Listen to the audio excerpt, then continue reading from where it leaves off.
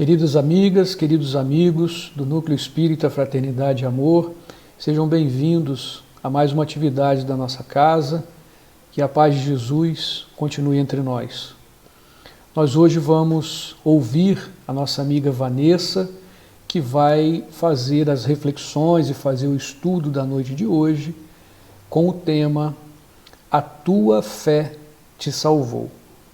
E para darmos início, nós vamos fazer a leitura de uma mensagem do livro Pão Nosso, de Emmanuel, na psicografia de Chico Xavier. E a passagem que nós escolhemos tem o título Tua Fé. E ele lhe disse: tem bom ânimo, filha, a tua fé te salvou, vai em paz. Essa passagem está em Lucas, capítulo 8, versículo 48. É importante observar que o Divino Mestre, após o benefício dispensado, sempre se reporta ao prodígio da fé, patrimônio sublime daqueles que o procuram. Diversas vezes ouvimos-lo na expressiva afirmação: a tua fé te salvou. Doentes do corpo e da alma, depois do alívio ou da cura, escutam a frase generosa: é que a vontade e a confiança do homem são poderosos fatores no desenvolvimento e iluminação da vida. O navegante sem rumo e que em nada confia somente poderá atingir algum porto em virtude do jogo das forças sobre as quais se equilibra, desconhecendo, porém, de maneira absoluta o que lhe possa ocorrer. O enfermo, descrente da atenção de todos os remédios, é o primeiro a trabalhar contra a própria segurança. O homem que se mostra desalentado em todas as coisas não deverá aguardar a cooperação útil de coisa alguma. As almas vazias, em balde, reclamam o quinhão de felicidade que o mundo lhes deve. As negações em que perambulam transformam-nas perante a vida em zonas de amortecimento, quais isoladores em eletricidade.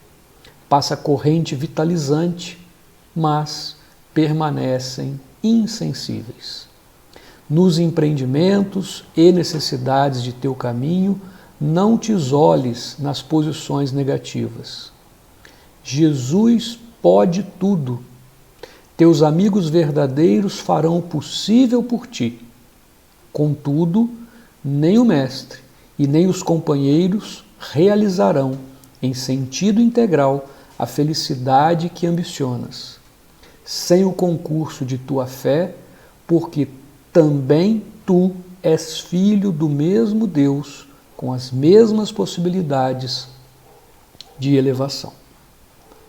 Então vamos agradecer a Deus por essa oportunidade, por estarmos aqui hoje, neste momento, reunidos, para aprendermos, estudarmos um pouco mais, relembrarmos os ensinamentos do Evangelho de Jesus.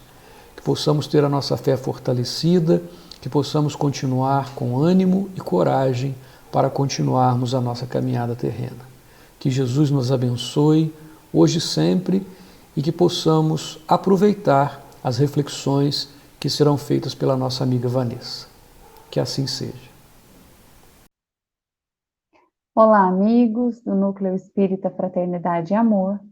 É com muita alegria que a gente começa mais um estudo, na nossa casa. E hoje eu trouxe, esse tema para a gente refletir. A tua fé te salvou. Essa frase, ela vem de uma passagem de Jesus, uma vivência de Jesus no nosso planeta, onde ele está no meio de uma multidão, conversando, com o povo, e uma mulher hemorroíça, ela tinha sangramentos há muito tempo, e naquela época, chamava-se de mulher hemorroíça. Ela toca nas vestes de Jesus em meio a todas aquelas pessoas. E Jesus percebe que alguém tocou nas vestes dele E ele pergunta, né, para os discípulos, né, ele, na verdade, ele pergunta para todos, né, quem me tocou? Né, e os discípulos até riem dele, falando, ó Jesus, esse tanto de gente aqui, né, e você quer saber quem te tocou? Difícil, hein? E aí ele percebe a mulher ali no chão, né, que tocou as vestes dele, e ela, ao tocar as vestes dele, ela sente-se curada, né, ela percebe que a hemorragia foi embora, e ela se vê curada. E aí ela fala para Jesus, fui eu que te toquei, né? E agora eu tô curada. E aí ele fala para ela, irmã, a tua fé te salvou. E daí que eu tirei, né? Essa frase para a gente trabalhar hoje. Então essa passagem é muito significativa, né? A tua fé salvou. E eu escolhi essa imagem, né, das duas mãos para representar um pouquinho dessa passagem. A mão de Jesus sempre está estendida para nós, mas resta, né, o nosso movimento para Ele, né? Assim como na afirmação dele para a mulher hemorroíça, né? A tua fé salvou. E para a gente refletir de maneira um pouquinho mais poética hoje, eu vou trazer o capítulo 14 desse livrinho que vocês estão vendo aí, que é o livro Primícias do Reino, que foi psicografado pelo Divaldo Franco e ditado pelo espírito Amélia Rodrigues. E a Amélia Rodrigues, ela escreve, né, muito bem, e ela oferece nesse livro algumas reflexões 20 profundas, né, e ricas narrações evangélicas, que são do tempo, né, da época de Jesus, mas com muito sentimento, com muita poesia. Então são narrações belíssimas de se ler, e hoje a gente vai ler a narração dessa passagem, né, desse encontro de Jesus com a mulher hemorroíça, e vamos extrair, né, as reflexões desse encontro. Então vamos lá. Para a gente começar, a gente tem que pensar, né, o que significava ser uma mulher hemorroíça naquela época, né? Por quê? Porque a mulher hemorroíça, ela era uma mulher que tinha uma hemorragia constante. Então, aquela especificamente, né, que toca nas vestes de Jesus, há mais de 10 anos que ela já se encontrava nessa condição. Então, é muito tempo, né? E naquela época, tinham dificuldades culturais. Por quê? Porque a mulher, ela já era vista, né, de maneira inferior ao homem, e a menstruação, naquela época, era vista como algo impuro, né? As mulheres, quando elas ficavam menstruadas, elas eram colocadas assim, separadas das outras pessoas da casa. As pessoas não podiam tocar nelas, né? Quem tocasse numa mulher que estivesse sangrando, né? Era considerado impuro. Tinha todo um ritual que você tinha que fazer para se purificar depois de tocar numa mulher que estivesse sangrando, né? Então, acabava acontecendo um afastamento da família nessas épocas de menstruação. Agora, vamos imaginar a mulher hemorroíça, que há mais de 10 anos já sofria com as hemorragias constantes, né? Então, ela já era afastada da sua família, ninguém queria viver com ela, porque ninguém queria, né, se tornar impuro, vamos dizer assim, segundo a cultura da época. E aí ela acabou, né, ficando segregada da sociedade. Ela não tinha contato com os familiares, ninguém gostava dela, né? Essa condição dela não era vista com pena. Hoje, se a gente vê, né, uma pessoa com alguma condição de doença, né, que dificulte a sua vivência, a gente quer ajudar, a gente tem dó, né? A gente quer estar ali e tornar mais agradável a vida para essa pessoa. Naquela época não tinha esse entendimento. Então, ela era segregada mesmo, ela vivia separada e ninguém ligava para ela. Era como uma pessoa impura ali, uma pessoa, vamos dizer assim, que não se devia manter contatos, né? E ainda o constrangimento causado pela própria doença. Você sofrer, né, de uma hemorragia como essa mulher. Hoje, a gente tem muitos, né, recursos que vão fazer a convivência com essa doença ser mais confortável, mas naquela época não se tinha nenhum recurso, né, nem os recursos básicos, né, como um absorvente, como, né, tudo que a gente tem hoje para estar ajudando, até questão de higiene, não se tinha naquela época, né, então era um constrangimento, assim, pesado, né? Difícil para viver. E aí a gente começa, já que a gente já sabe, né, mais ou menos, a gente já situou culturalmente, né, a mulher hemorroíça, a gente começa lá no capítulo 14 com a história dela. Então, vamos lá. Também ela estava entre os que o seguiam, né, seguiam Jesus. A 2 passos, tomada por ansiedade incomparável. Faltava-lhe coragem para falar-lhe. Tantos eram os ouvidos atentos. Conheciam-na e as marcas da sua miséria orgânica, né, da sua doença, denunciavam-lhe o mal que a fizera pusilânime em excesso, né, desanimada, né, vencida pela anemia, descarnada, até mesmo diante dos médicos, sentia o constrangimento que lhe impunha a doença. Então, é uma situação muito difícil, né, que ela passava. E a gente traz a primeira reflexão, né? Ela é retratada como uma pessoa que tem desânimo pela vida, como se ela tivesse desistido de viver, né? E se a gente for fazer essa relação, né, dessa doença, é como se a energia dela, né, tivesse se esvaindo ali com aquele sangramento. E muitas vezes na vida a gente tem esse comportamento. Quando algo está ruim, como estava para a mulher hemorroíça, a gente tem esse costume de desgostar, vamos dizer assim, da vida. A gente fica desanimado, a gente não quer fazer nada, porque as coisas estão difíceis, né? E vem a pergunta, por que a gente se sente assim, né? Por que a gente se desanima quando as coisas estão difíceis? Porque quando está difícil é quando a gente tem que ser firme, né? E a gente tem que caminhar para a lei divina. E quando está difícil é quando a gente se afasta da lei divina. Então, lá no Livro dos Espíritos, lá no ensaio teórico da sensação dos espíritos, Kardec põe essa observação e é muito bacana. Quanto mais nos afastamos da lei divina, mais sofremos o apego da matéria. Então, a gente se apega tanto à vida material que está ruim, que a gente esquece. Perdão. Que a gente esquece, né? Essa necessidade de se apegar, né? Apegar à fé, se apegar a Deus, ter uma tranquilidade de que passamos pelo que precisamos passar, né?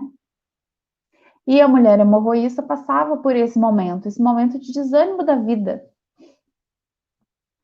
E continuando a história dela, né?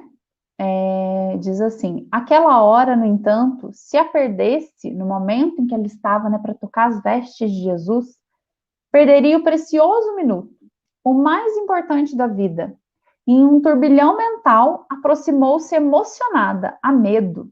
Cria nele, sentia-o invadir-lhe o íntimo, como se todo ele se desprendesse uma força ignota, miraculosa. Nos seus olhos, no seu porte, em todo ele, havia uma tão grande serenidade e grandeza. Então, olha tudo que eu destaquei em vermelho, né? Ela se aproxima emocionada, com medo, porque naquela época, né, as pessoas não admitiam a presença dela, que ela tocasse as pessoas. Imagina ela tocar as vestes de Jesus sem pedir-lhe autorização, né? Então, ela precisou ter muita coragem para tomar essa atitude, né? Para falar, não, eu vou e eu vou ser curada, né? Nesse momento em que eu estiver com ele. E é engraçado, é interessante, né? A gente vê a observação dela, como se de todo ele desprendesse uma força, né? Miraculosa. Então, olha a vibração, né? De Jesus, a vibração, o magnetismo dele e a presença dele. Vocês já imaginaram o que seria, né? Estar na presença de Jesus, né? Tudo que se desprende ali energeticamente da sua presença. E se a gente for pensar um pouquinho, né, sobre a mulher hemorroíça, nesse momento em que ela, né, vai ver Jesus, a mulher hemorroíça ela já tinha recebido todos os nãos da vida. Ela não tinha família, ela não tinha se casado, ela não tinha filhos, coisas que eram importantes naquela época, né? Ninguém gostava dela, ela não era aceita socialmente. Então, ela chegou nesse momento, né, em que o que ela tinha ali era a fé. E ela sentia que Jesus poderia, né, ajudá-la. E ela vai com coragem, né, atrás do seu objetivo. A rua estreita, a multidão se adensando cada vez mais, o turbilhão íntimo faziam-na gritar sem voz, pedir-lhe socorro sem palavras. Vencendo a agonia que a assaltava e com a visão turbada, no momento irresistível, puxou-lhe a fímbria dos vestidos, né, a borda das vestes, e, ó ventura, o sangue estancara. As hemorroidas deixaram de doer. Toda ela experimentou uma estranha e inusitada sensação. Ainda não recuperara o equilíbrio quando ouviu indagar: quem tocou nos meus vestidos? E disseram-lhe seus discípulos: vês que a multidão te apertas e dizes: quem me tocou?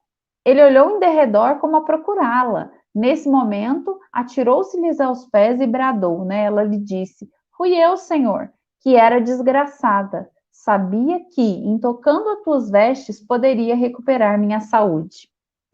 Filha, falara-lhe com ternura e bondade, a tua fé te salvou. Vá em paz e sê curada desse teu mal. Olha que lindo, né? Que a Amélia Rodrigues consegue relatar para nós uma passagem tão bonita. E aí a gente vai pensar sobre essa cura de Jesus, né? Ele não queria curar. Ele não tinha o objetivo de curar ela. Ele não chegou ali e falou, não, agora eu vou te curar. Ela simplesmente tocou as vestes dele. E aí Kardec tem essa observação aqui na Gênese, que é muito interessante. Fala que as curas operadas por Jesus, elas mostram da grandiosidade do espírito dele, né? Ele queria provar dessa forma que o verdadeiro poder é daquele que faz o bem, que o seu objetivo era ser útil e não satisfazer a curiosidade dos indiferentes. Ele não queria fazer espetáculo, ele queria ser útil, né? E aí, no momento em que ela toca, ela é curada. E ainda tem, né, seguindo um pouquinho na Gênese, fala que nesse caso específico da mulher que sangrava, é de notar-se que o efeito não foi provocado por nenhum ato da vontade de Jesus. Ele não magnetizou, ele não impôs as mãos, ela só estava ali na presença dele, né, e tinha fé de que ele ia curá-la.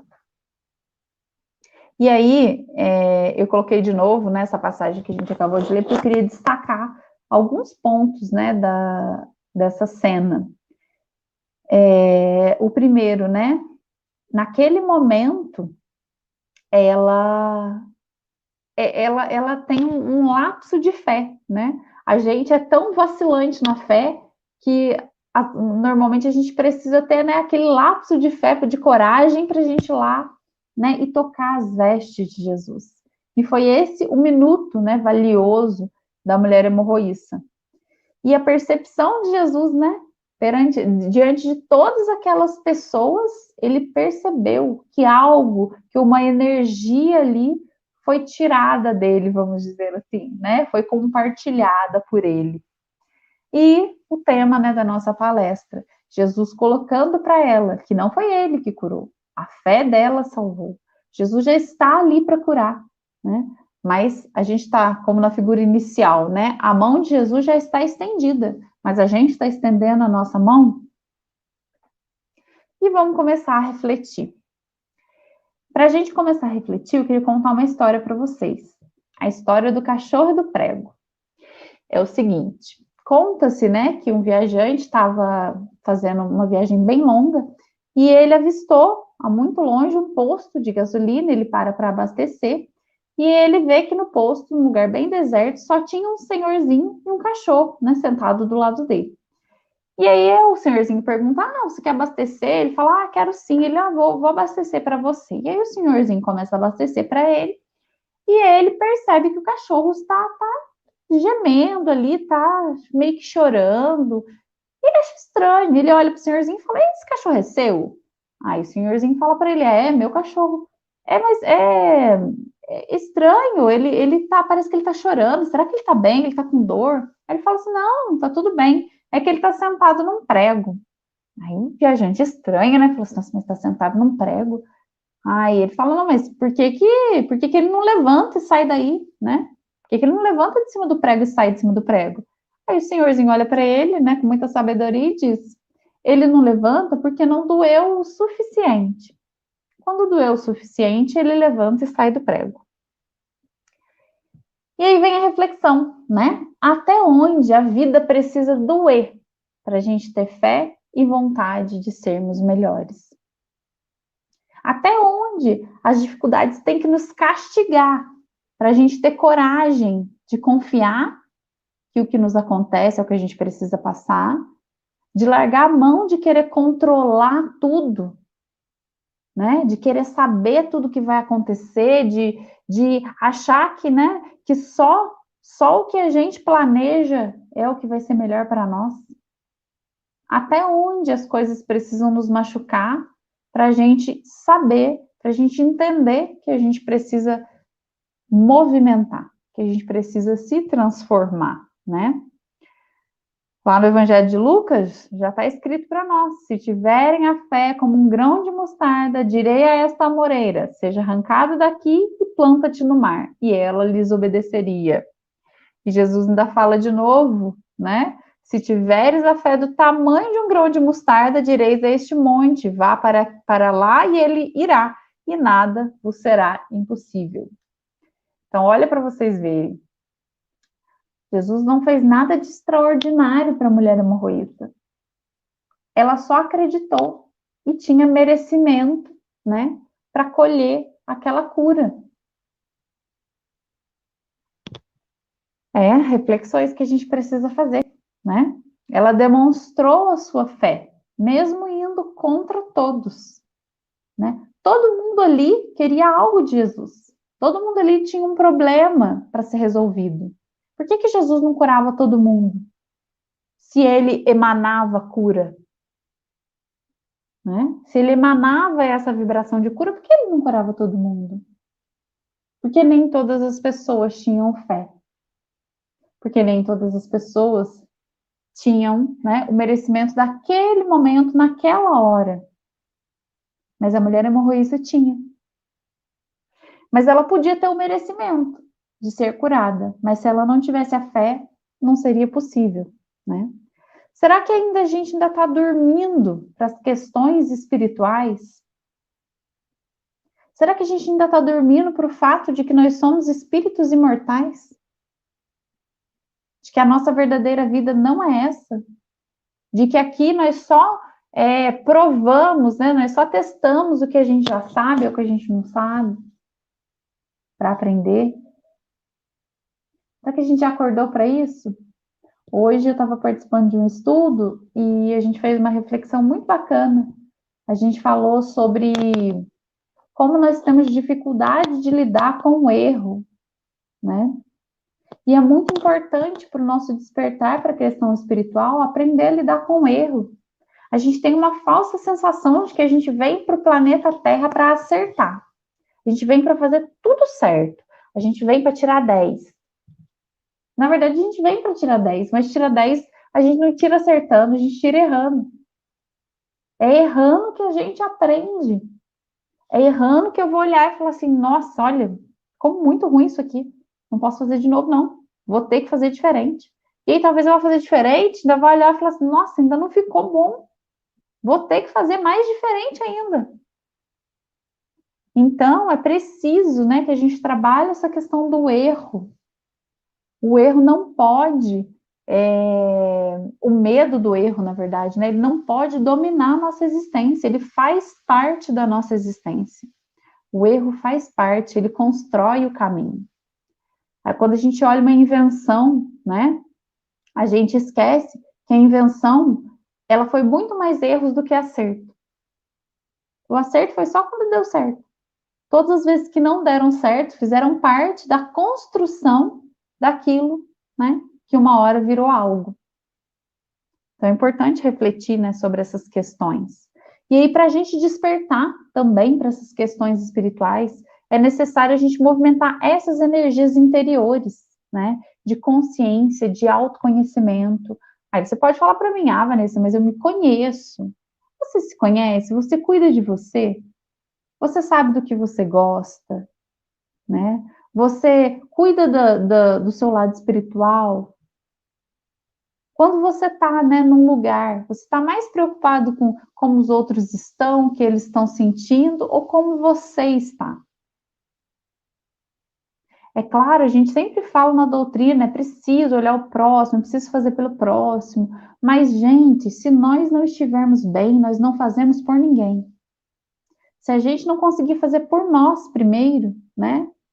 A gente está bem, a gente está equilibrado, nós estamos passando uma época caótica, né? Onde as emoções estão à flor da pele, onde a gente está, né, lidando com muita tensão, muita ansiedade, muita incerteza.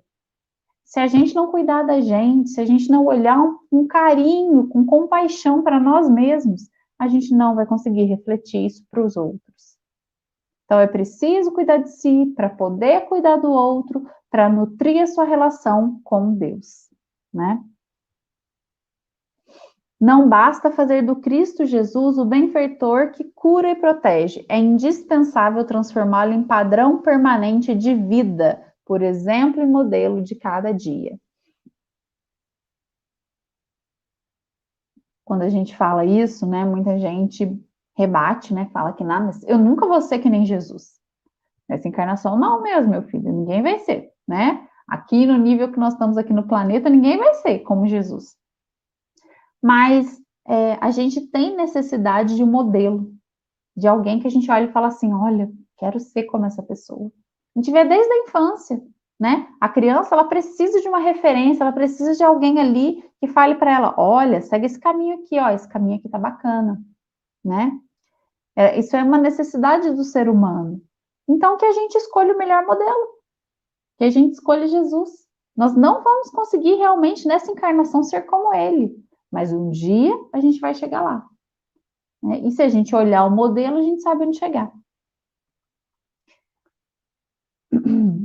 E olha que bacana, né? Quando a mulher, ela toca na orla das vestes de Jesus, na beirada, né, das vestes de Jesus, ela usa da fé para se reconectar com Deus. E essa é a grande lição, né, da frase, a tua fé te salvou. A cura só vem quando a gente reata os laços com Deus. Ou seja, né, quando a gente volta ao encontro da lei divina. Nós fomos criados por Deus simples e ignorantes. E Ele colocou dentro de nós os germes da perfeição. Então, é como se nós tivéssemos dentro de nós sementinhas para a gente ser paciente, para a gente ser caridoso, para a gente ser amoroso. Se nós temos esses germes, quer dizer que o movimento natural é desenvolver essas qualidades. Se a gente desenvolve o contrário dessas qualidades, quer dizer que a gente está indo contra o fluxo natural de evolução do nosso espírito. Então, olha que coisa, quando a gente faz mal, ou quando a gente escolhe um caminho que vai para longe, né, desses germes da perfeição, a gente está se afastando de Deus, a gente está se afastando do nosso objetivo. E por isso a gente sofre. Por isso a gente sofre, porque a gente está se afastando de quem a gente é. Porque, em essência, nós somos amor. Nós somos tudo, né? Tudo de melhor que há em moralidade, né? Em intelectualidade, nós somos, em germe. Né? E quando a gente se afasta, isso dói. Que a gente se afasta de quem a gente é, né? Para ceder ao mundo material, às necessidades do mundo material. Será que a gente tem fé que o melhor vai nos acontecer? Será que a gente faz a nossa parte? Será que a gente confia em Deus? E aí, se a gente, né, se alguém respondeu ou pensou, né, não para alguma dessas respostas, né, a gente tem que se questionar. Será que eu não acho que o melhor vai me acontecer porque eu não me acho merecedor? Será que eu não faço a minha parte porque eu acho que tudo tem que chegar, né, na minha mão, sem necessidade de eu me movimentar? Que a fé tem que ser morta? Será que eu não confio em Deus porque eu também não acho, né, que eu mereço que Deus olhe para mim? São questões que a gente tem que refletir. Né? Se algo está faltando, quais sentimentos eu tenho em relação a isso? e sobre a gente não se achar merecedor, né? A gente precisa repensar isso, porque Deus é o nosso Pai. Ele nos criou para ser perfeitos, ele nos criou com amor, né? Se nós que somos imperfeitos queremos o melhor para os nossos filhos, imagina Deus que é perfeito. Então, tá faltando um pouquinho de auto-amor, de olhar para mim e me entender como um ser ainda imperfeito, mas que está caminhando. E que merece confiança de Deus, merece piedade divina, merece compaixão, merece amor, merece amparo. Todos nós. E aí tem uma relação da vida que eu queria trazer para vocês, né? Eu estava assistindo uma palestra do Haroldo Dutra para fazer esse estudo com vocês, e ele fez essa relação e eu achei muito bacana. Ele relacionou a vida com uma plantação, né? Então vamos fazer de conta que a nossa vida é uma plantação. Você vai lá, você prepara a terra, você escolhe as melhores sementes, você planta sementes, você cuida para ver se não vai ter chuva de mais, chuva de menos, né? Você faz tudo o que tem que fazer para aquela plantação, né, render bons frutos. E aí nós temos duas vivências, né, duas coisas que podem acontecer. Uma delas é quando Deus diz sim, né, quando a providência divina fala sim para a nossa vida. Né, tudo dá certo, você consegue as melhores colheitas, né? Tudo vai caminhando. E quando isso acontece, Deus está dizendo para nós: olha, você está pronto, você está no caminho que deveria estar. Continua trabalhando, o seu esforço valeu, né? E todo mundo gosta dessa resposta. Todo mundo gosta quando Deus diz sim. Só que o X da questão é que Deus também pode falar não. A gente pode fazer tudo, preparar tudo e as coisas não fluírem como a gente quer. Nesse momento, não é um castigo de Deus. Não é porque eu não mereço. Não é porque eu sou ruim. Não é nenhum castigo. É Deus olhando para nós e falando: olha, eu vou te preparar mais. Por enquanto, você ainda não está pronto. O não é Deus trabalhando dentro de nós. Enquanto o sim trabalha o esforço próprio, né? O fora de nós, o trabalho braçal ali de cultivar, o não trabalha dentro de nós. A aceitação, a resignação, o entendimento, a fé. E aí, gente, tem uma parte, né, que a Amélia Rodrigues conta que é muito interessante, e ela diz que então a mulher hemorroíça, antes hemorroíça, né, agora curada, retorna ao seu lugar de nascimento e vida. E com a saúde viera, né, ela teve igualmente uma ânsia pela vida nova, né, de recuperar a paz do corpo, de ficar bem ali com tudo que ela vivia.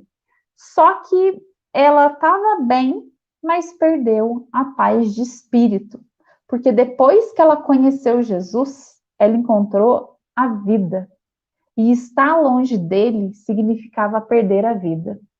Ela sabia-o, pois que algo lhe dizia ser ele o enviado. Necessitava abandonar tudo e segui-lo.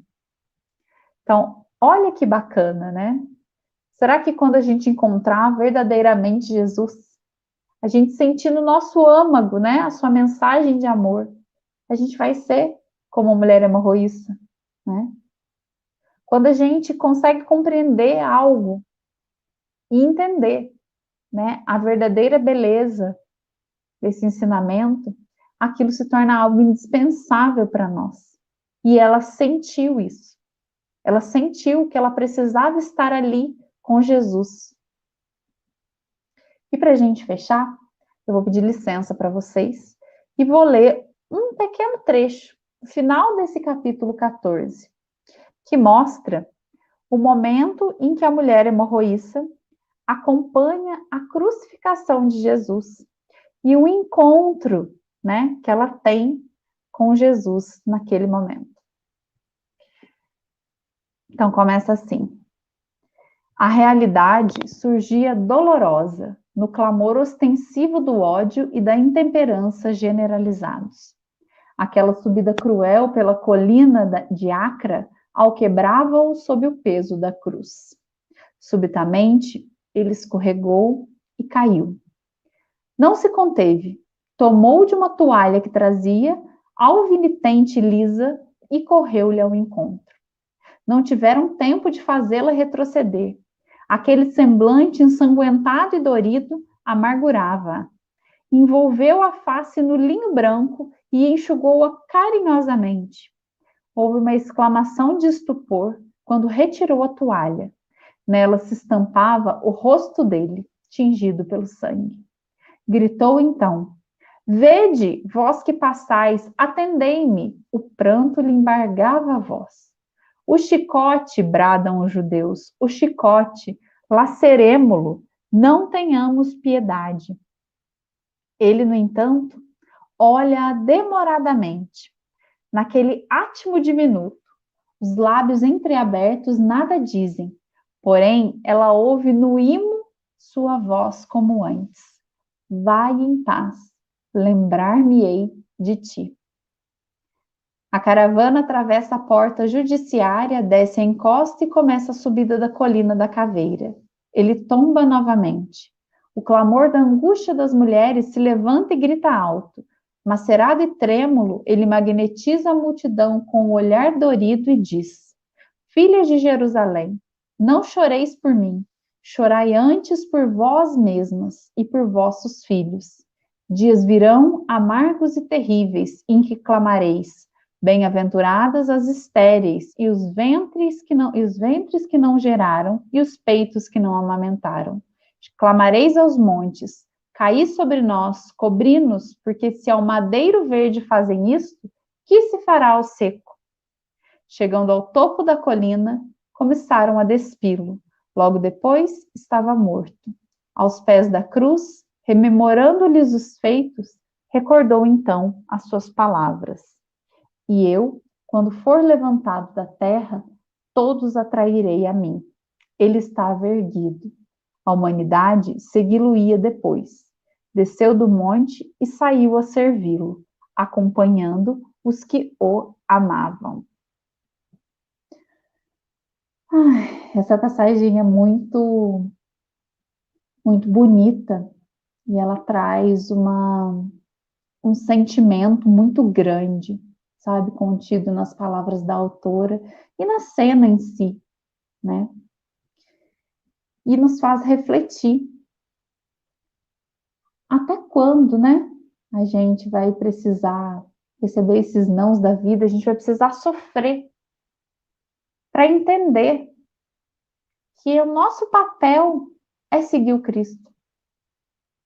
Que o nosso papel aqui é amar e fazer o bem. Até quando a vida vai precisar, né, nos mostrar através da dor que nós precisamos amar e nos transformar, né? E observando, né, a crucificação de Jesus, as palavras dele, a gente vê que por mais que o cenário seja diferente, ainda hoje nós crucificamos muitas pessoas que representam a figura de Jesus. Nós crucificamos o bem, né? E nos apegamos ao que é superficial, ao que é material, ao que é passageiro.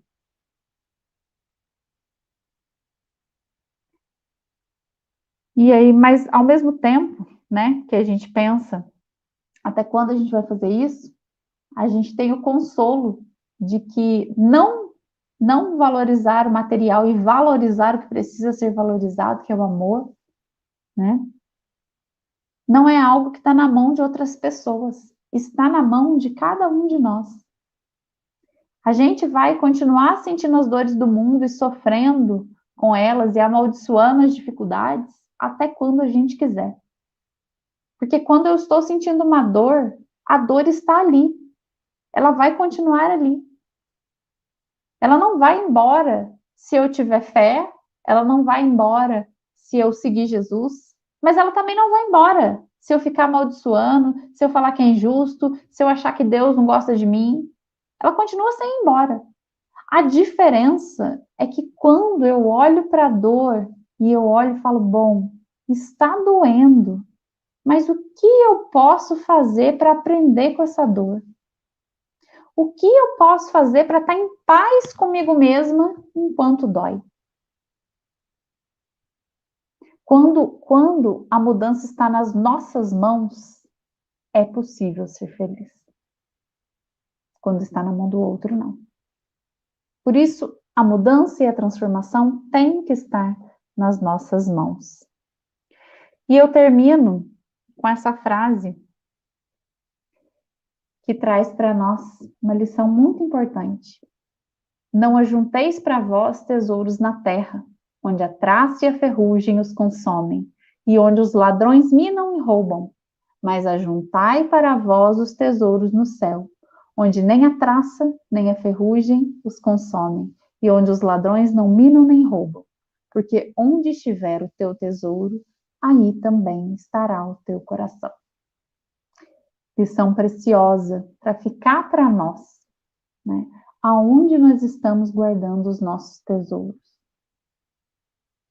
Será que os meus tesouros ainda podem ser guardados num cofre?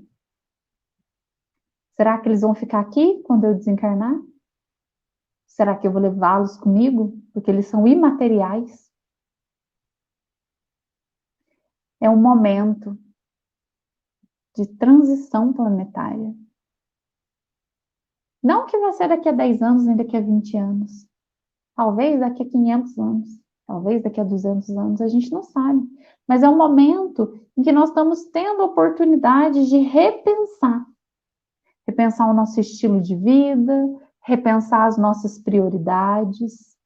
Todo mundo está tendo que ficar isolado, todo mundo está tendo que ter cuidado com o outro, todo mundo está vivendo sob a ameaça, né, de um vírus desconhecido, né, pouco conhecido.